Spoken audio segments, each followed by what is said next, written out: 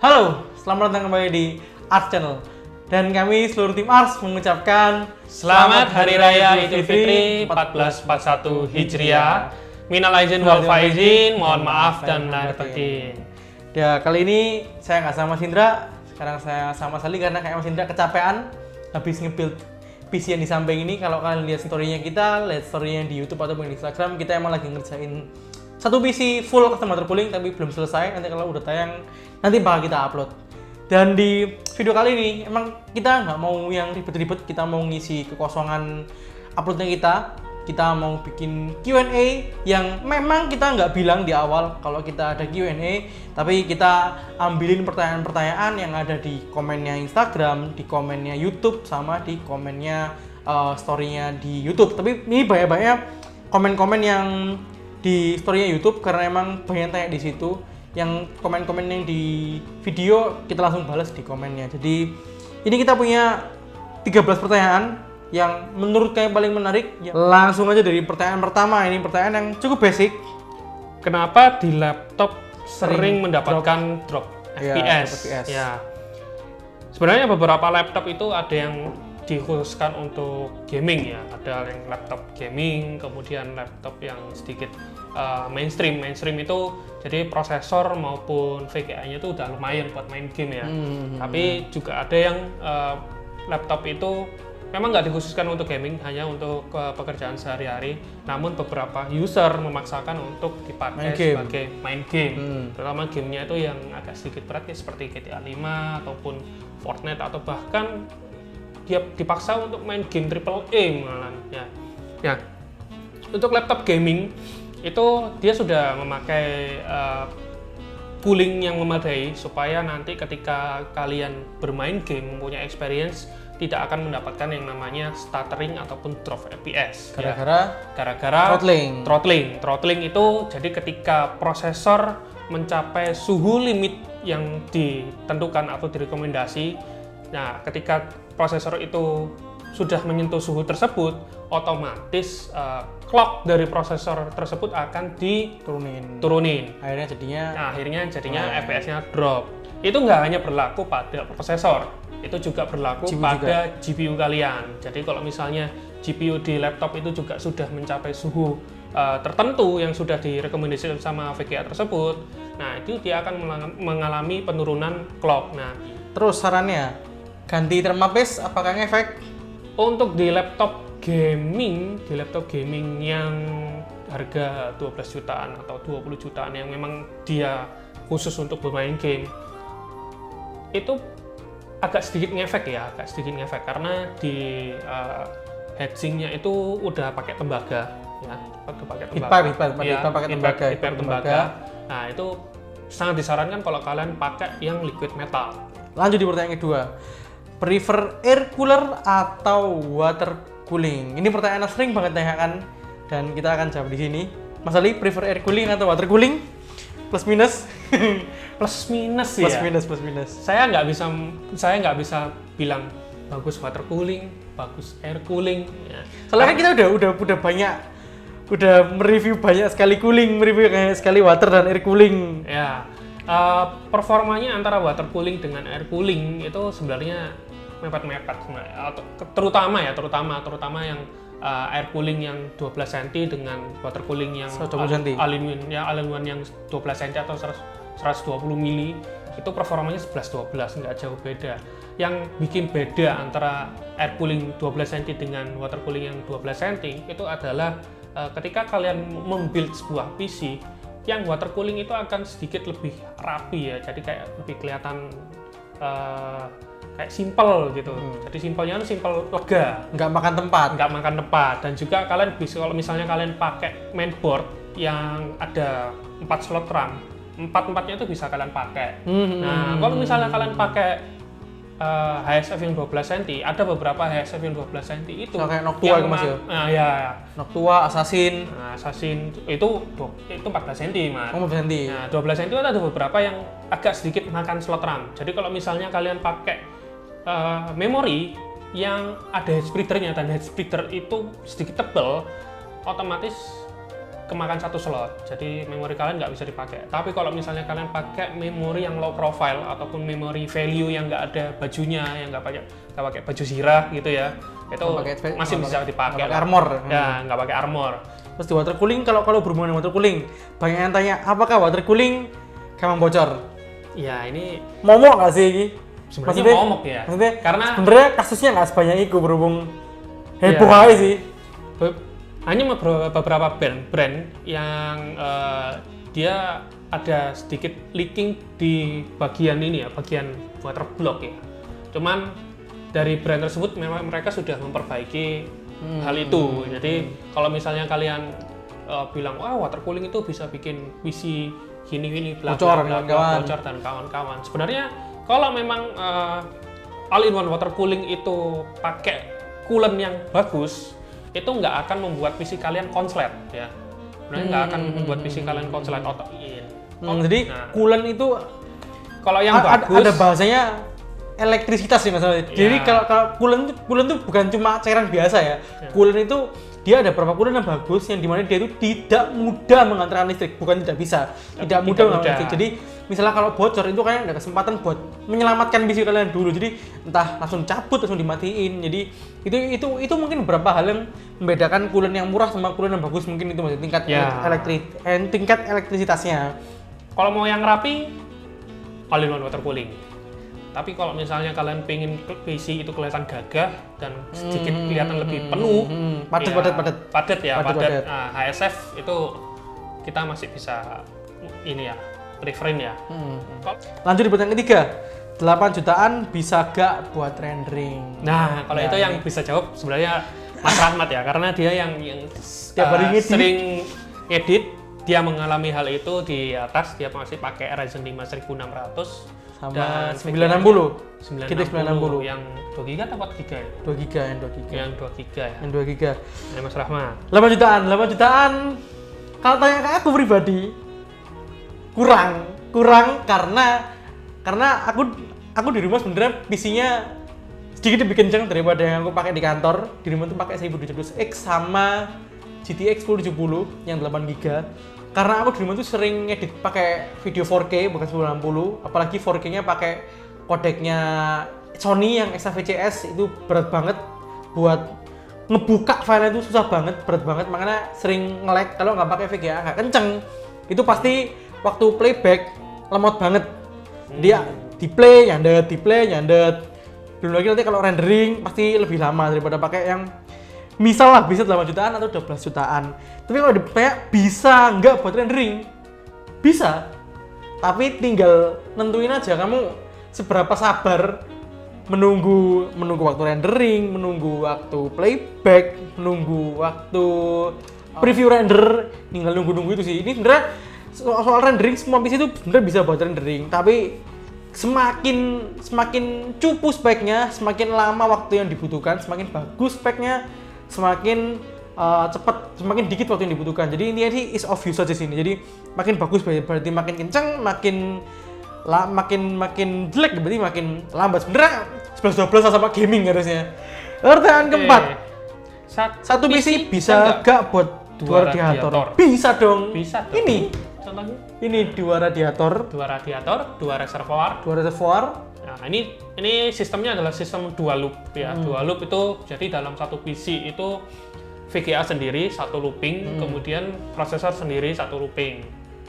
Tapi ada beberapa orang yang kadang-kadang satu looping dua radiator. Ya, satu looping dua radiator. Itu ngaruh nggak ya? Ya ngaruh karena air itu didinginkan oleh dua radiator. Nah, kalau ini kan VGA sama prosesor sendiri-sendiri. Sama duit yang bisa buat beli ini. Ya, selama duitnya kalian juga cukup buat dua radiator. Pertanyaan kelima, casing micro ATX bisa dipasang di Mobo ATX. Bisa dipasangin Mobo ATX nggak? Ini kalian ngeprank kita atau gimana ya? Sebenarnya kalau dipikir logika, ya memang nggak bisa karena ukurannya itu dikhususkan untuk form factor micro ATX dan mini ITX. Jadi kalau kalian tanya mid tower casing itu bisa apa enggak dipasangi Mobo ATX? Nah itu beda. Mid tower itu sebenarnya ada beberapa casing mid tower yang bisa ATX. dipasangi UBU ATX. Jadi kalian lihat spesifikasinya itu support untuk platform apa aja. Jadi di setiap website casing itu pasti nyediain, dia kasih spesifikasi misal dipasangi UBU platform tipe apa, ATX, UBU form factor seperti apa. Platform factor seperti apa, itu pasti dia kasih informasinya. Jadi kalian mau pakai UBU apa, kalian harus cek dulu casing itu support apa enggak. Cek dulu nih ya. Kalau mau beli barang jangan serampangan kalau beli. Jadi beli dicek dulu ini support atau enggak. Jangan nanti kalau udah beli ternyata nggak support, kan sayang gitu loh. Oke, pertanyaan ke-6. 5700 XT masih worth gak di tahun 2020? Iya Mas Ali. 2020 5700 X. Berapa sih harganya? Berapa sih? 500. Hampir 6. 8 lah. Huh? 8 gitu. 8 ya? 7 dah? Iya, sekitar 7 sampai 8 jutaan. Oh, 6 ini nganu ding. Mbah 5-7 tok ya? Iya, 6 itu 5700 biasa. Kalau yang 5700 XT itu hampir 8 juta. 8 juta. Menurutku ya, aku pribadi aku sebenarnya aku kan kalau aku nih sama kayak kalian. Aku nih sama kalian di mana aku nih nggak terlalu ngerti sama yang namanya spesifikasi detail sampai ke chiplet dan kawan-kawan sampai ke bentuk arsitektur. Yang penting aku sih FPS nomor 1. Buat aku so far produknya AMD yang graphic card buat yang seri terbaru ini yang paling masuk akal di harga yang menurutku masih oke lah, cuma 5600 XT sih. Piye Mas Ali? Mas Ali ya apa? Kalau dibandingkan dengan performa dan wattage yang dikeluarin ya, sebenarnya 5700 XT itu oke kalau misalnya kalian memang punya budget segitu. Tapi kalau kalian maksain buat beli 5700 XT kayaknya enggak lah ya. Iya, enggak worth it. Karena lebih enak kalau kalian beli yang 5600 XT karena di harga yang dia tawarin, dia sweet spot nawarin performa yang kurang lebih mirip sama 5700. Dibilang worth it ya, worth it tergantung budget kalian, tapi kalau untuk harga yang lebih murah dengan performa yang paling masuk akal lah. Paling masuk akal, kita masih lebih milih yang 5600 XT ya. Lanjut di pertanyaan ke-7. 3500X dan 1660 Ti boros nggak? 35X apa 33X? 35X. 35X. 1660 Ti 35X kemarin itu power consumption-nya kisaran 90 wattan ya. Terus 1660 itu harusnya nggak jauh-jauh beda ya, kisaran ya 100 wattan. Enggak lah Mas Ali ya? Enggak lah, enggak boros loh. Kalau misalnya kalian cukupan lah ini, medium lah ini. Iya, power supply yang 500 watt yang bronze masih oke. Itu masih oke. 560 bronze, yang bronze itu biasa. Jelas dia pakai aktif power factor current, jadi power supply itu akan ngasih daya sesuai dengan performa yang dibutuhkan dari part kalian. Jadi kalau misalnya APFC-nya nyala, otomatis kalian bayar wattage-nya ya sesuai dengan part-part yang kalian pakai. Ya jelas yang paling makan banyak daya ya, di prosesor sama di VGA. Mainboard ya nggak makan banyak daya kok. Ya paling nggak kalian ngabisin wattage itu kisaran 250 ya, segituan lah.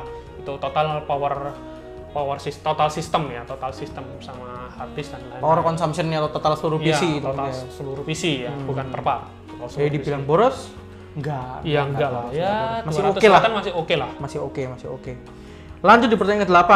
AMD A12 9800 masih worth gak di tahun 2020? A-series ini berarti kan Mas Ali ya? Apa?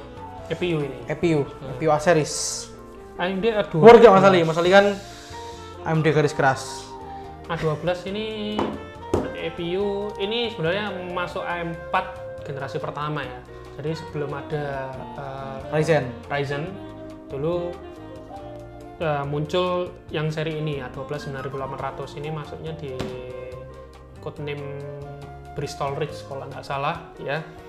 Ini sudah ada DDR4 dan memori frekuensinya juga masih di kisaran 2133 kalau nggak salah.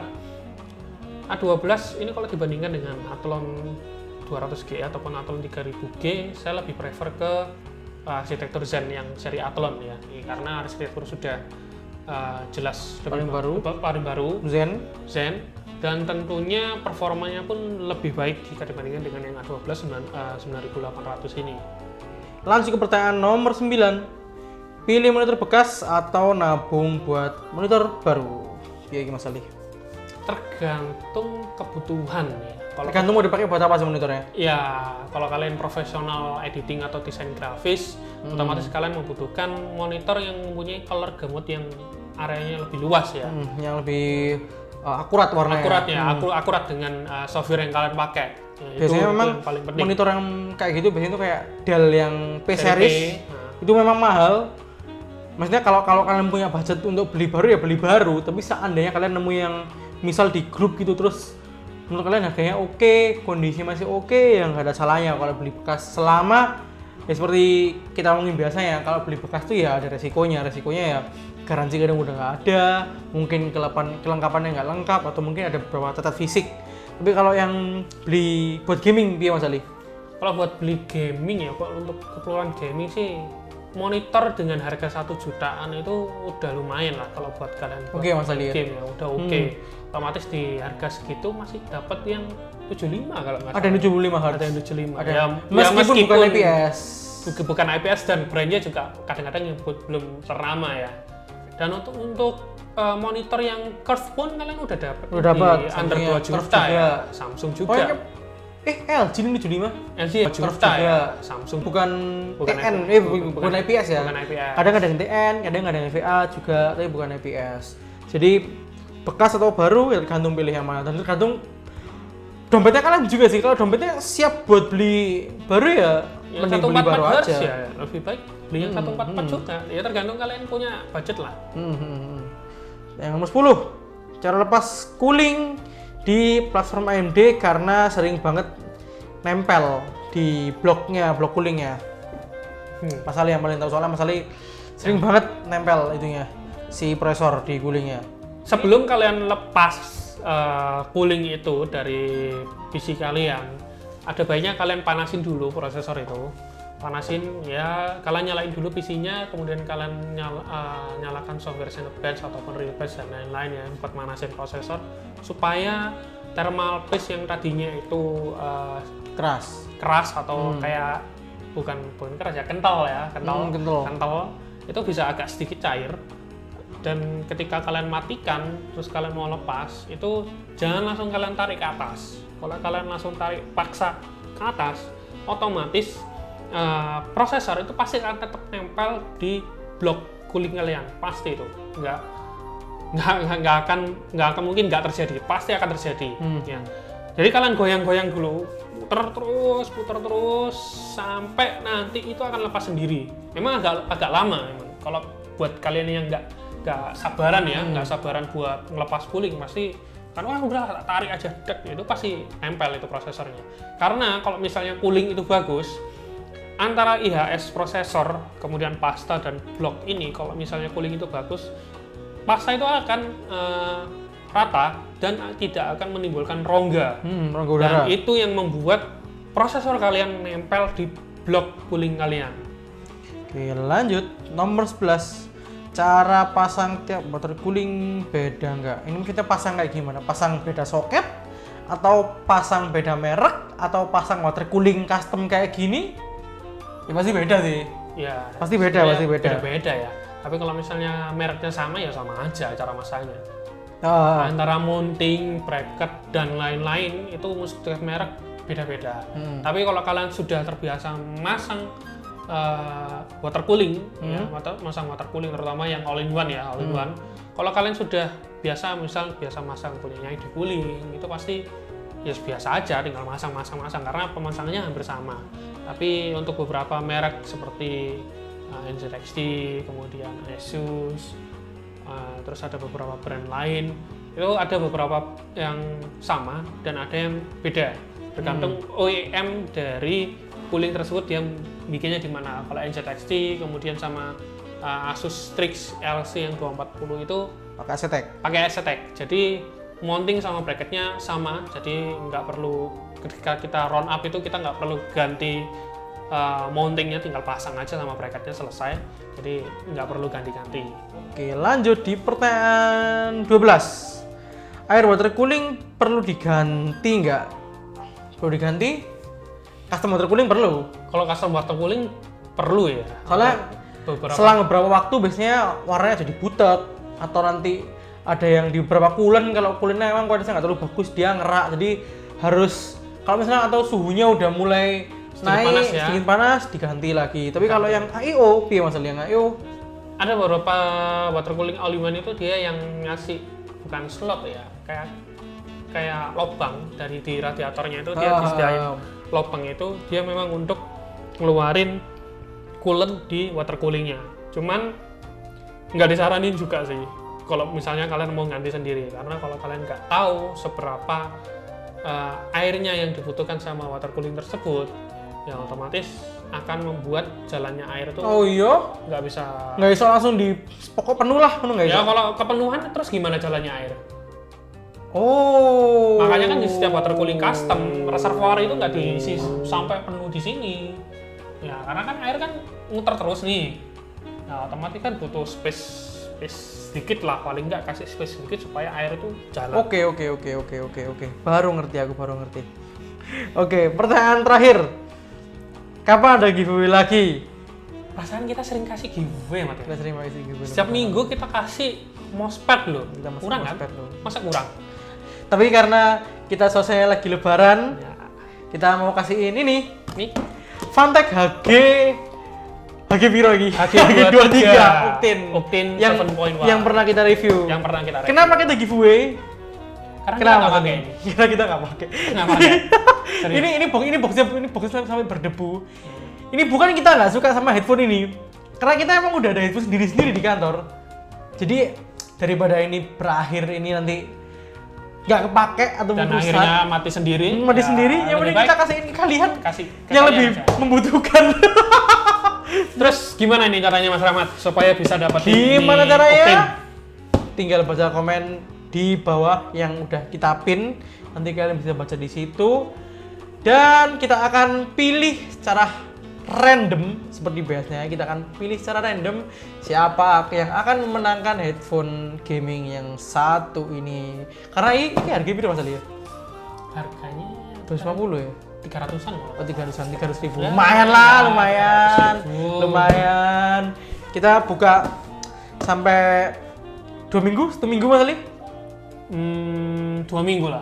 2 minggu khusus untuk ini di video ini ya. Video ini. Komennya di video ini. Oke, jadi sekian dulu video ngising-sing kali ini, ngobrol iseng seputar komputer yang episode keberapa ini? 4 mungkin aku lupa. 4 mungkin ya. 4. Kalau kalian suka baca artikel, jangan lupa mampir di website kita di ars.id, dan kalau punya Instagram, jangan lupa cek Instagram kita @arsidmedia. Suka sama video ini, jangan lupa like, komen di mana, dan share video ini sebanyak-banyaknya, dan jangan lupa subscribe. Saya Rahmat, saya Mukhtar. see you on the next video.